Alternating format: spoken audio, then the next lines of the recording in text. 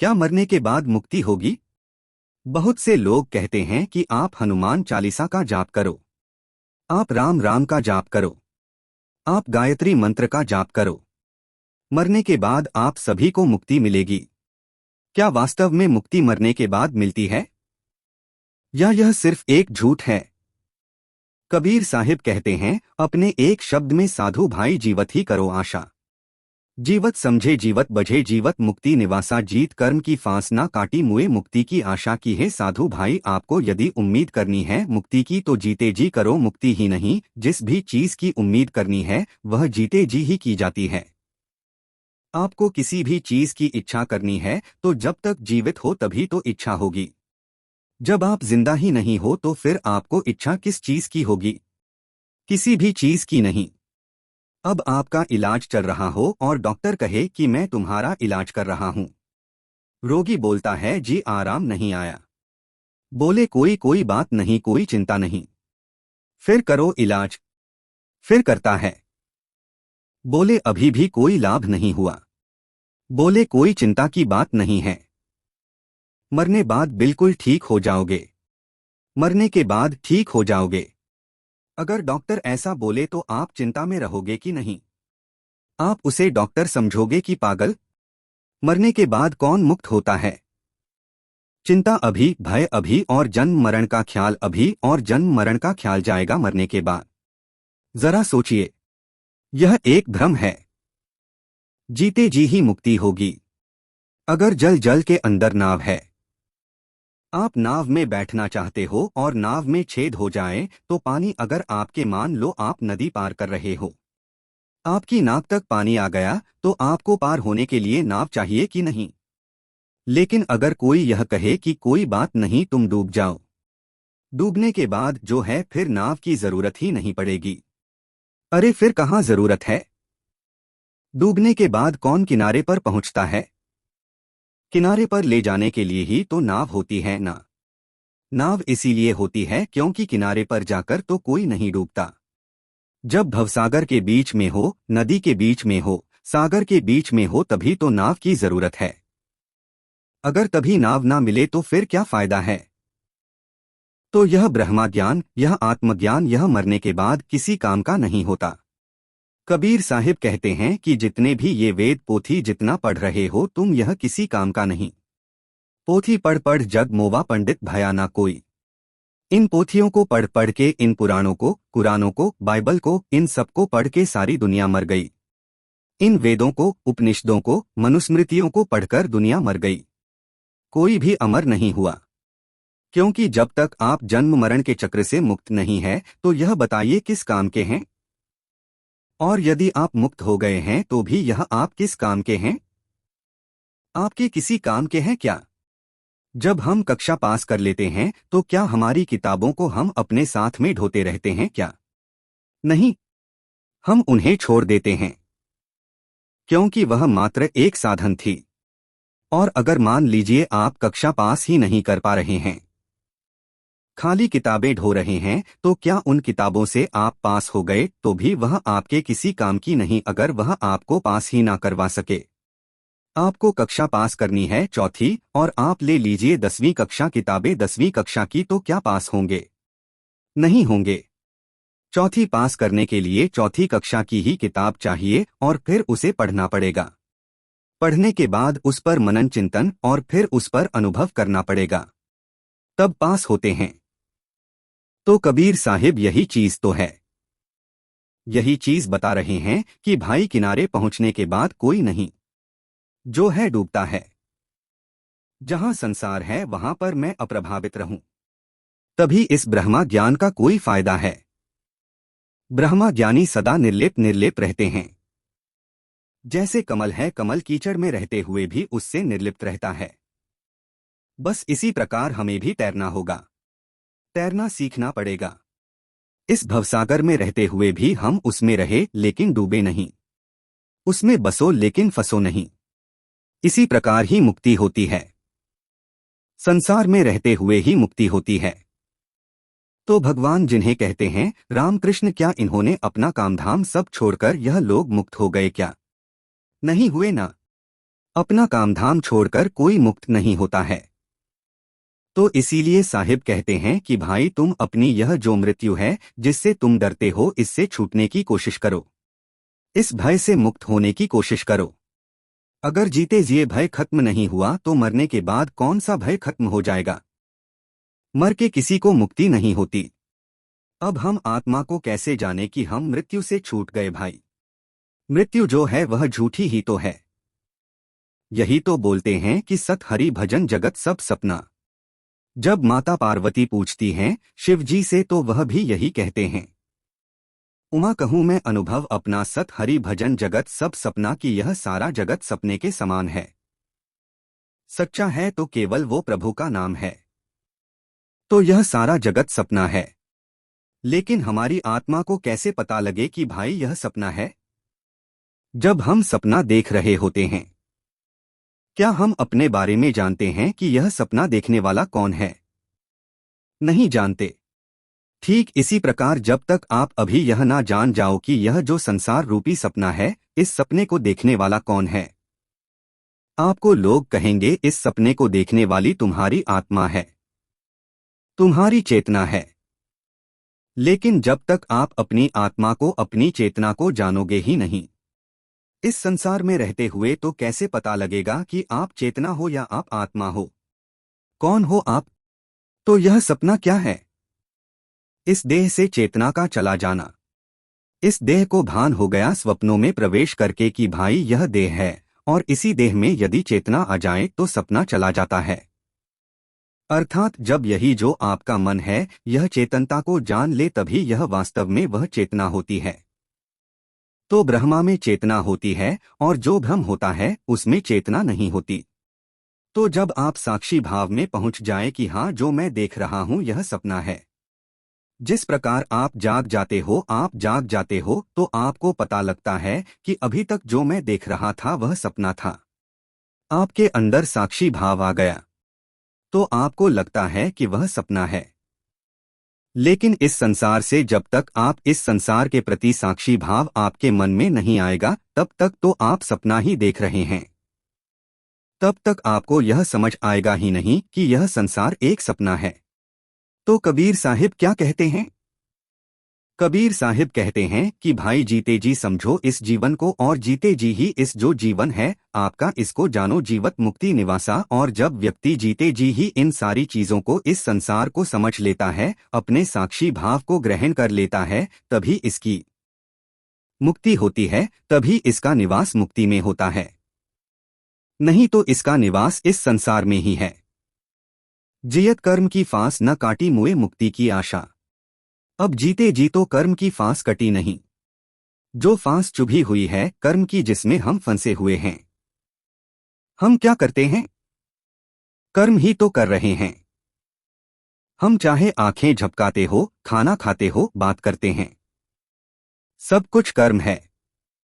एक पल एक क्षण भी कोई भी मनुष्य बिना कर्म किए नहीं रह सकता। तो बताइए यह कर्म की फांसी नहीं हुई तो क्या हुआ। आप अच्छा करेंगे तो आपको अच्छे फल भोगने के लिए संसार में आना होगा और अगर बुरा करोगे तो बुरा का दंड भोगने के लिए संसार में आना होगा। तो फिर मुक्ति कहाँ हुई इसमें। तो जब तक यह कर्म की फांस आपकी कटेगी नहीं तब तक मुक्ति नहीं होती। अच्छा तो अब कर्म की फांस कैसे कटे। तो कर्म की फांस कटने का उपाय क्या है। उपाय है कि आप निर्लिप्त रहकर कर्म करो। आप जो है अपना जो नित्य कर्म जिस प्रकार किया जाता है सुबह उठे नहाए धोए उसमें आपका कोई स्वार्थ नहीं होता। वह रोजाना का काम है जो आपको नित्य प्रतिदिन करना ही है। मल त्याग करना है वह करना ही है। भूख लगी भोजन करना है तो वह करना ही है। यह आपका है नित्य प्रति का जो नित्य कर्म जो कि आमतौर पर आप करते हैं जिसमें आप ना सुख अनुभव करते हैं ना दुख अनुभव करते हैं। लेकिन हाँ यह आपका कर्म कब बन जाता है। यह सकाम कर्म तब बनता है जब आप भोजन करते हैं तो उसमें भी आपको आनंद चाहिए। ओहो तीखा आने दो जी। गोलगप्पे की रेडी पर देखा है ना भैया थोड़ा तीखा लगा दो। बोलते हैं कि नहीं। आप भी बोलते होंगे जाकर कभी खाए होंगे कि भैया ज्यादा तीखा हो गया, थोड़ा सा मीठा चटनी डाल दो। और आखिरी में बोले भैया एक पपड़ी और दे दो। यह है स्वाद लेकर भोजन करना। वहां पर आप निष्काम कर्म नहीं कर रहे, वहां सकाम कर्म है। तो जब व्यक्ति निष्काम कर्म करता है तभी वह कर्म के बंधन से मुक्त होता है।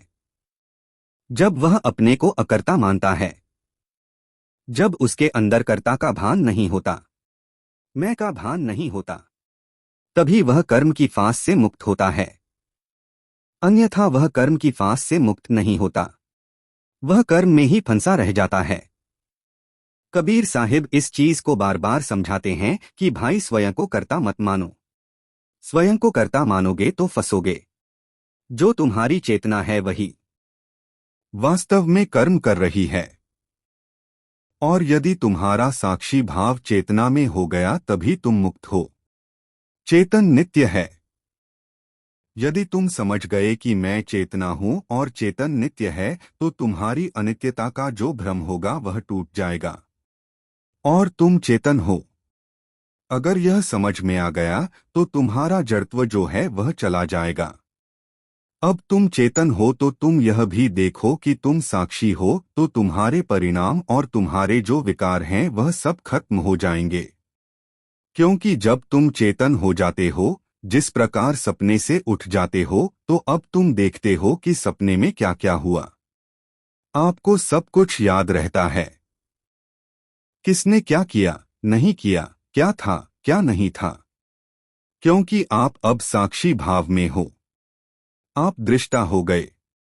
इसीलिए आपको वह सब कुछ याद है। लेकिन जब तक सपना देख रहे थे, आप दृष्टा नहीं थे। तब तक आप उसे अनुभव कर रहे थे।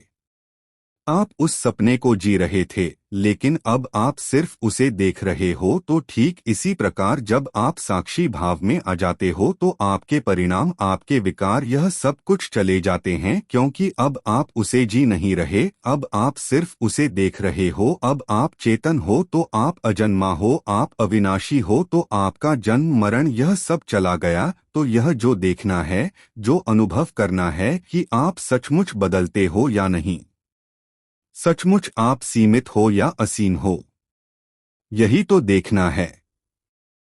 यही तो आपको अनुभव करना है कि आप सचमुच में देह हो या देह नहीं हो। यही समझना है और यह समझना कठिन नहीं है। वैसे देखा जाए तो कठिन भी है, लेकिन क्योंकि हमारा आज तक जो ध्यास रहा वह किसके प्रति, इस देह के प्रति रहा। इस शरीर के प्रति ही हमारा प्रेम रहा। हमारा जो ध्यान रहा वह इस शरीर के प्रति रहा। तो इसीलिए यह समझना थोड़ा कठिन भी है। लेकिन जो ज्ञानी लोग हैं वह इस चीज को आसानी से समझ सकते हैं, तर्क के द्वारा, युक्ति के द्वारा। तो भाई साहब यही समझा रहे हैं। जीते जी यदि आप स्वयं के कर्म की फांस नहीं काट पाए तो मुक्ति मरने के बाद नहीं मिलेगी। तन छूटे जीव मिलन कहत है, सो सब झूठी आशा। अभू मिला सो तभू मिलेगा नहीं। तो जम पुरवासा की भाई जब तुम्हारा यह तन छूट जाएगा और उसके बाद क्या कहते हैं कि यह जीव उस मालिक के साथ मिल जाता है, तो यह सारी चीजें झूठी है। यह आशा झूठी है क्योंकि ज्ञान तो हुआ ही नहीं आपको, और ज्ञान जीते जी प्राप्त होता है। जब आपको ज्ञान नहीं हुआ तो परमात्मा तो ज्ञान स्वरूप है। आप उसके साथ एक कैसे हो जाओगे? एक बर्फ है, अगर बर्फ बर्फ ही रह गई तो वह पानी के साथ एक कैसे होगी? बोले जी मरने के बाद हो जाएगी। अरे बर्फ तो बर्फ ही रह गई। बर्फ को 1 घंटा पानी में रखना था, लेकिन वो 1 घंटे का उसका समय पूरा हो गया। वह बर्फ बर्फ ही रह गई तो पानी में तो मिली नहीं वो। उसके लिए उस 1 घंटे से पहले पहले उसे पानी में परिवर्तित हो जाना है, तभी वह बर्फ पानी के साथ एक हो पाएगी, नहीं तो नहीं हो पाएगी। इसी तरह आपका जो जीवन काल है, उस जीवन काल में ही आपको उस मालिक को जानना है। क्योंकि जब तक यह तन है तभी तक आप जान सकते हैं, उसके बाद ना आपकी बुद्धि रहती।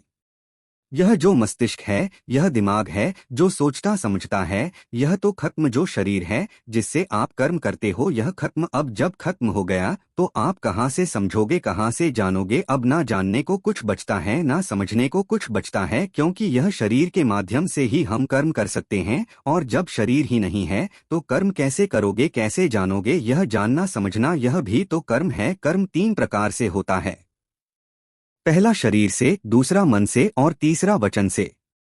अब जब यह शरीर ही नहीं रहा तो आप बोल तो सकते ही नहीं, आप हाथ पैर से भी काम नहीं कर सकते, आपका मन भी अब कुछ नहीं कर पाएगा, क्योंकि मन की जितने विचार होते हैं, जितनी कल्पनाएं होती है, वह सब शरीर को लेकर होती है।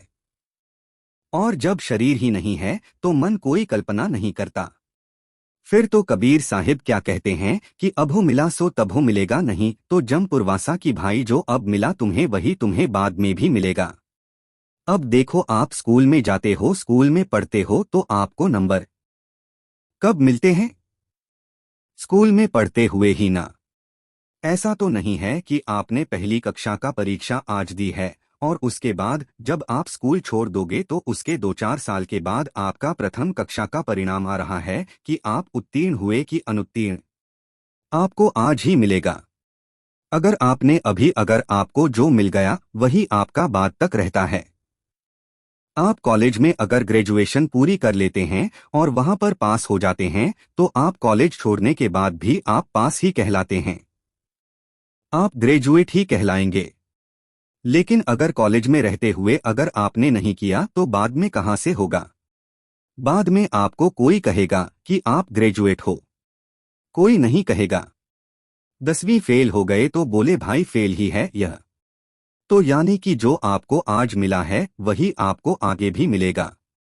जो कर्म आपने आज कर दिया उसका जो फल आपको मिलना है वह आज ही मिलेगा। मुक्ति ज्ञान जो भी कुछ है वह सब आज ही मिलेगा, अभी मिलेगा, यहीं पर मिलेगा, इसी जीवन में मिलेगा। क्योंकि अगर अभी नहीं मिला तो बाद में भी नहीं मिलेगा। बाद में तो यमलोक में तुम्हारा निवास होगा। कबीर साहिब स्पष्ट कह देते हैं, कोई लाग लपेट नहीं है उनकी वाणी में। जब श्री कृष्ण से अर्जुन ने पूछा कि प्रभु, कई बार ऐसा होता है कि जो भक्त होता है वह भक्ति करते करते भक्ति मार्ग से भटक जाता है, तो ऐसे व्यक्ति का क्या होता है? कहीं ऐसा तो नहीं कि वह बादलों की तरह हवा में छिन्न भिन्न हो जाए? जैसे तेज हवाएं बादलों को उड़ा ले जाती है, इसी तरह भक्ति भी नष्ट हो जाए। तो श्री कृष्ण कहते हैं, अच्छे पुण्यवान कर्म करने वालों का कभी नाश नहीं होता। बोले तो उनका क्या होता है? बोले जब वह अगला जन्म दोबारा लेंगे तो वह किसी पुण्यवान व्यक्ति के घर पर जन्म लेंगे। ध्यान से सुनिएगा कि वह पुण्यवान व्यक्ति के घर में जन्म लेंगे और जो ज्ञान उसने अभी तक अर्जित किया है वही ज्ञान उसे अगले जन्म में, उसी स्तर का ज्ञान उसे अगले जन्म में पहले दिया जाएगा। और उसके आगे फिर उसका स्वयं का कर्म है कि भाई वह आगे बढ़े इस रास्ते पर कि वहां से पीछे हट जाए, लेकिन उसका नाश नहीं होता। बस यही चीज है। कबीर साहिब भी यही समझाते हैं कि जो अब मिला है वही तब मिलेगा। यदि आज आपका ज्ञान अधूरा है तो यही अधूरा ज्ञान आपको अगले जन्म में मिलेगा। आपको फिर इसको पूरा करना होगा। और यदि ज्ञान ही नहीं है तो फिर तो चलो नर्क में भाई, लेकिन मरने के बाद तुम्हें जाना जरूर है। यमराज को हाजिरी जरूर लगानी पड़ेगी कि हाँ जी हम आ गए। हम क्या करके आए हैं? क्या खरीद के आए इन सांसों की पूंजी के बदले, और क्या बेच कर आए हैं? सौदा महंगा किया कि सस्ता किया, यह सब कुछ हमें यमलोक में हिसाब देना होगा। उसी हिसाब से हमारा फिर अगला जन्म तय होगा। दूर दूर ढूंढे मन लोभी, मिटे ना गर्भ तिरासा। साध संत की करे ना बंदगी, कटे कर्म की फांसा। कबीर साहिब कहते हैं कि जो यह मन जो है ना, यह बड़ा लोभी है। इसको लोभ इतना है कि यह बाहर का जितना साजो सामान है, जितना धन है, यह उसे चाहता है। और वह धन कहाँ है? बाहर। बाहर के लौकिक धन को चाहता है। और इसी कारण यह मन जो है ना, इसको आदत हो गई बाहर ढूंढने की। तो इसीलिए यह परमात्मा को भी बाहर ही ढूंढता है, दूर दूर जाकर ढूंढता है। आज इस तीर्थ में चले गए, कल उस तीर्थ में चले गए, तीर्थों में ही तो घूम रहे हैं। 68 तीर्थ हैं, सभी में घूम रहे हैं। लेकिन इससे क्या कहते हैं कि तुम्हारी जो तृष्णा है, तुम्हारे गर्भ में जो तृष्णा पैदा हो रही है, वह नहीं मिटती। जिस प्रकार जो हिरण होता है, उसकी नाभि में कस्तूरी होती है, लेकिन वह उसकी सुगंध को सूंघता हुआ पूरे जंगल में इधर उधर घूमता रहता है कि यह सुगंध कहाँ से आ रही है, कहाँ से आ रही है। वह वास्तव में उसके अंदर से आ रही होती है, लेकिन वह बाहर ढूंढता है। जैसे मृगा नाभि कस्तूरी ढूंढत फिरत उदासा, इधर उधर उदास होकर ढूंढता रहता है। उदास होकर क्यों? क्योंकि उसको मिल नहीं रही है। तो यही चीज साहब यहां बता रहे हैं कि दूर दूर ढूंढे मन लोभी मिटे ना गर्भ तेरा सा, साध संत की करे ना बंदगी कटे कर्म की फांसा। कि तुमने कभी साधु संगत की बंदगी नहीं की। यदि साधु या किसी संत की अगर बंदगी कर लेते, अधीन कर लेते, तो पहले तो तुम्हारा अहंकार टूटता, तुम्हारा यह मैं है, यह मैं दूर हो जाता और वह जो तू है तुम्हारे अंदर वह जागृत हो जाता। उस मालिक का तुम दर्शन कर पाते और तुम साक्षी भाव में चले जाते, और जैसे ही साक्षी भाव में जाते तो तुम्हारे कर्म की जो फांस है वह कट जाती। क्योंकि जब तक मैं है तब तक कर्म की फांस तो नहीं कटेगी, क्योंकि तुम स्वयं को कर्ता माने हुए हो, तुम्हारे अंदर कर्ता का भान है। तो जब कर्ता का भान है तो कर्म फल भी तो भोगने वाले आप खुद ही तो हो। तो इसीलिए कबीर साहिब ने कहा कि साधु संत की करे ना बंदगी। लेकिन साधु संत की सेवा, साधु संत की बंदगी इतनी सहज नहीं होती। क्यों नहीं होती? सबसे पहले तो स्वयं को झुकाना पड़ता है। लोग झुकने को तैयार नहीं हैं। हमने देखे हैं बहुत से लोग जो दूर से हाँ जी राम राम झुकना भी पसंद नहीं करते, राम राम के लिए हाथ जोड़ना भी पसंद नहीं करते, क्योंकि उनका अहंकार उन्हें झुकने नहीं देता। और जो झुक जाता है साधु संत उनका कल्याण कर देते हैं। लेकिन यहाँ पर जो साध या संत की जो बात कही है, यह 600 साल पहले की वाणी है। तो उस समय जो साधु और संत होते थे उनकी बात है, आजकल के ढोंगी पाखंडी संतों की बात नहीं है, जो स्वयं को संत कहला लेते हैं, लेकिन संत का एक भी लक्षण नहीं, उनकी बात नहीं है। वे आपको कर्म की फांस से नहीं काटेंगे, वे तो उल्टा आपको कर्म में और उलझा देंगे। साहिब क्या कहते हैं? सत्य गहे सतगुरु को चीन है, सत्य नाम विश्वासा कहे कबीर, साधन हितकारी हम साधन के दासा। कि भाई कर्म की फांस तो तुम्हारी कटेगी साधु संत की बंदगी करने से, और उसके बाद तुम्हें ग्रहण करना है सत्य को, और जो तुम सत्य को ग्रहण करोगे, सत्य आचरण करोगे, सत्य ही बोलोगे, सत्य ही सुनोगे, और सत्य पर ही जब अमल करोगे चलोगे, तब सतगुरु को चीन है। सत्य गहे सतगुरु को चीन, तब तुम सतगुरु को पहचान पाओगे। नहीं तो सतगुरु तुम्हारे सामने बैठे रहेंगे, लेकिन तुम सतगुरु को पहचान नहीं पाओगे। तो इसीलिए कहते हैं कि सतगुरु को पहचानने के लिए व्यक्ति को स्वयं सच्चा होना पड़ेगा। यदि स्वयं सच्चे नहीं हो तो सतगुरु को नहीं पहचान सकते हो।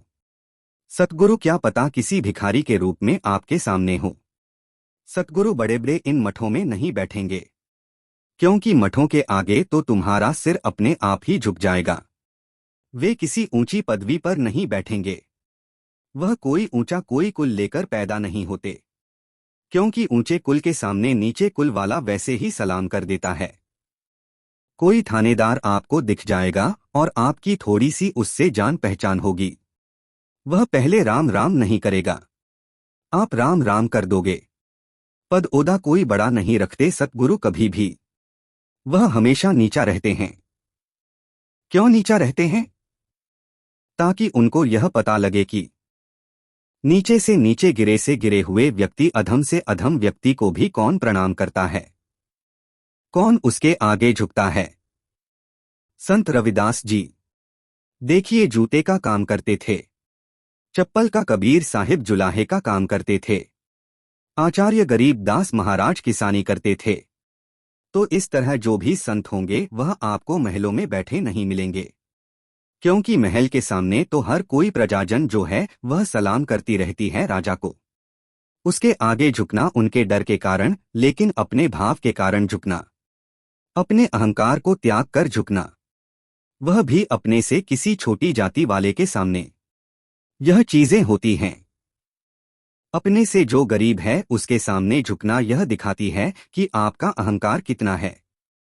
तो इसीलिए कबीर साहिब ने कहा कि पहले सत्य कहो और फिर सतगुरु को चीनो। नहीं तो आप अगर सच्चाई पर नहीं चलोगे तो सतगुरु को आप पहचान ही नहीं सकते। जो लोग ढोल पीटेंगे हम सतगुरु हैं, हम सतगुरु हैं, सतगुरु को ऐसे नहीं छीना जाता। सतगुरु ढोल नहीं पीटते, सतगुरु को तो पहचानना पड़ता है। और फिर क्या कहते हैं? सत्य नाम विश्वासा। फिर जो सत्य नाम है फिर उस पर विश्वास करो। वो सत्य नाम कौन? सतगुरु देंगे। किसी ने मेरे से कहा कि जी हमारे लिए तो आप ही सतगुरु हो। मैंने उनको पहले ही चेताया, मैं गलत इस धोखे में नहीं रहना। अभी आपने सतगुरु को जाना ही नहीं, आपने गुरु को ही नहीं जाना। हम कोई गुरु सतगुरु नहीं है भाई। जिस दिन सतगुरु को पहचान लोगे उस दिन यह बात तुम्हें बेईमानी लगेगी। इसीलिए किसी को भी गुरु बनाने से पहले पहले यह सोच लो कि हम कैसे हैं। हम अगर सच्चे हैं, हम अगर पाक साफ हैं, हम किसी की चुगली निंदा नहीं करते, अगर हम मान बढ़ाई में नहीं टूटे हुए हैं, अगर हम परोपकारी हैं, हमारे अंदर अहम नहीं है, तभी हमें सतगुरु मिलते हैं। नहीं तो सतगुरु नहीं मिलते। कबीर साहिब कितनों को मिले थे? जरा बताइए। कितनों के सामने उन्होंने भेद उजागर किया कि मैं सतगुरु हूं? आपको केवल चुनिंदा नाम याद होंगे, नहीं तो आपको याद ही नहीं होगा। आचार्य गरीब दास महाराज के कितने शिष्य थे जिनको यह पता था कि मैं सतगुरु हूं? गिने चुने 12-13 लोग कलयुग में ही तो थे। आचार्य गरीब दास महाराज दादू साहिब कलयुग में ही तो थे, कबीर साहिब कलयुग में ही तो थे, गुरु नानक देव जी कलयुग में ही तो थे। सब कुछ कलयुग में ही है। और इस कलयुग में क्या कहते हैं कि काल ने कहा था कि आप जितने चाहे उतने जीवों को ले जा सकते हो। उसके बाद भी उन्होंने सबके सामने जाहिर नहीं किया कि हम सतगुरु हैं। क्यों जाहिर नहीं किया? क्योंकि जो सच्चा होता है केवल उसी के सामने जाहिर होता है। जिस व्यक्ति का वास्तव में अगर देखा जाए ना तो यह जाहिर करने वाली बात नहीं है। बात है आदमी के नजरिए की। आदमी को खुद पहचान करनी पड़ती है।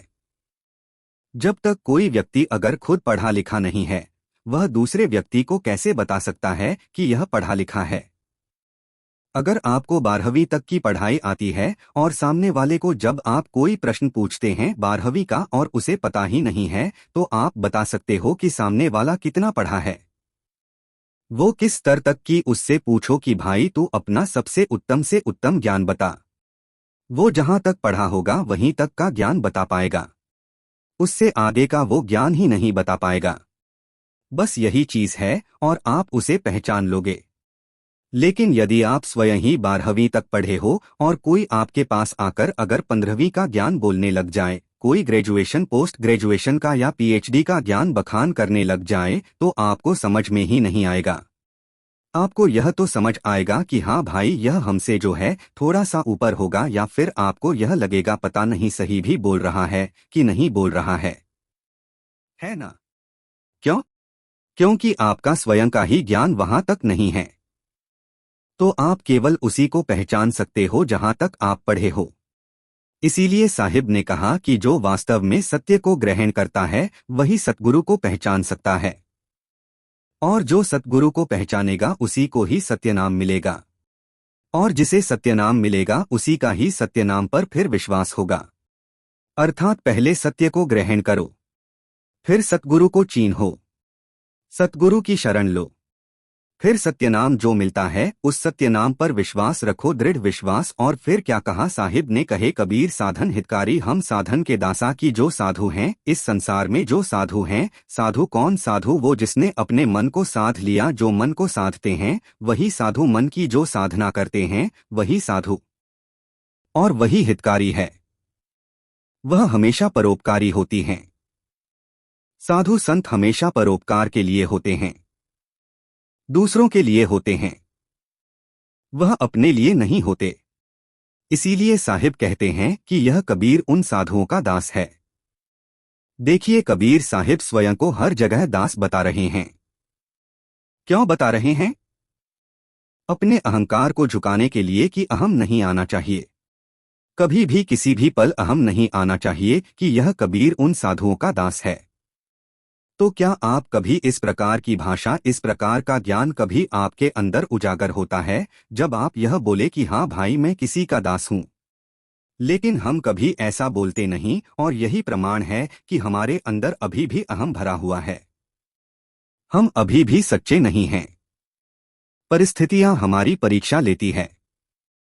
हम उस परीक्षा में बार बार अगर फेल हो रहे हैं तो मतलब हम नहीं है भाई सच्चे, और जो सच्चा नहीं है उसे सतगुरु नहीं मिल सकता।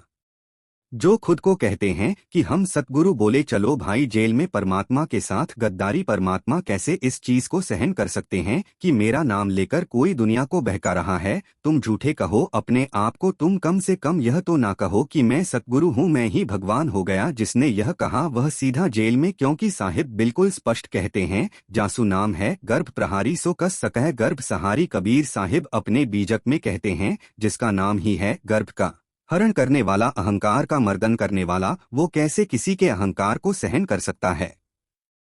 तो डाल दिया सबको जेल में कि जाओ जेल में जाओ। तुम स्वयं को सतगुरु कहते हो, तुम स्वयं को भगवान कहते हो, निकलो इस जेल से, दिखाओ तुम जिस राम नाम की जिस शक्ति को तुम लगा सकते हो लगाओ। देखते हैं तुम्हारा मंत्र तुम्हें बाहर निकालता है कि नहीं, और लोगों को भी दिखाते हैं कि देखो जिस मंत्र से यह तुम्हें भवसागर पार कराने चले थे, यह अपनी खुद की बेड़ियां नहीं काट सकते, उस मंत्र से यह इन जंजीरों से नहीं बाहर निकल सकते, तो तुम्हें भवसागर से पार कैसे करेंगे? तो इसीलिए साहिब स्पष्ट कहते हैं सच्चे बनो, सत्य को ग्रहण करो, तब सतगुरु मिलेंगे, और जब सतगुरु मिलेंगे तभी तुम्हें वह सत्य नाम होगा वह मिलेगा, और उसी पर विश्वास करना।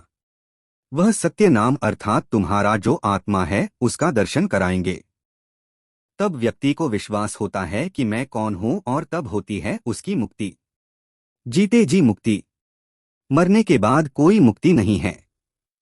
मरने के बाद जो कहते हैं मुक्ति वह झूठ बोलते हैं। ऐसे गुरु झूठे हैं, ढोंगी है, पाखंडी है। और जीते जी अगर कोई मुक्त हो सकता है तो मुक्ति करो। अगर कोई गुरु मुक्त हुआ है जीते जी तो आपको भी वह मुक्त कर सकता है।